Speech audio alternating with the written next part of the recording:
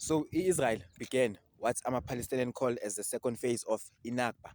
Yabo, so njengoba sonke sazi ukuthi since from 1948 Israel has been attempting ukutshontsha umhlaba of ama-Palestinians, yabo, and it just recently seems ukuthi it's just about to succeed, yabo. So this second phase of Inakba is the forced removal or the forced displacement of ama-Palestinians anywhere other than Israel, yabo, or other than Palestine, yabo.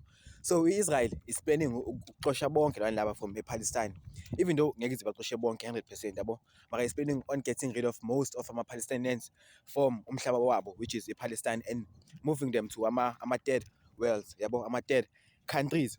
And South Africa is one of those countries, yabo, njengoba besibonile recently 170 of ama-Palestinians came to Waktambo, yabo.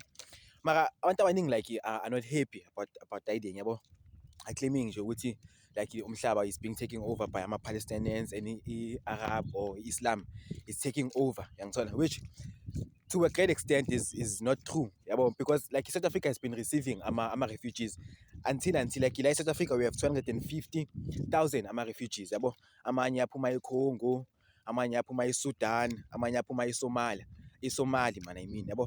Like the reason like le ndaba le yama-refugees ase-Palestine yenze ama-headlines is because like our Minister of Home Affairs is umuntu owe-DA, yabo, and i-DA is pro-Israel, ayikho pro-Palestine. So mekufika ama-Palestinians umuntu lo ufika wavimba ngalewo magama lawo, yabo. But other than that, like this is the second batch of ama-Palestinians like afikile in this country. Earlier on kwafika vele i-170 and kwaremaina I think 170 still, then this time kwafike 160 and kwaremaina 153, yabo.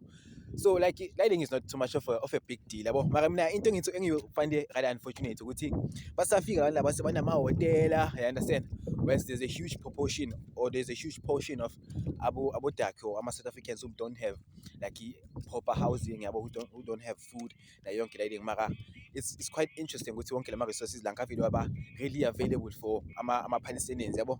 Mara other than that mfethu, like it's not like a great deal ukuthi yo labantu laba bafikile bazosithathela umhlaba. Maybe eventually ingayenzeka, yabo, mara for now it's not like much of a big deal arrival yabo.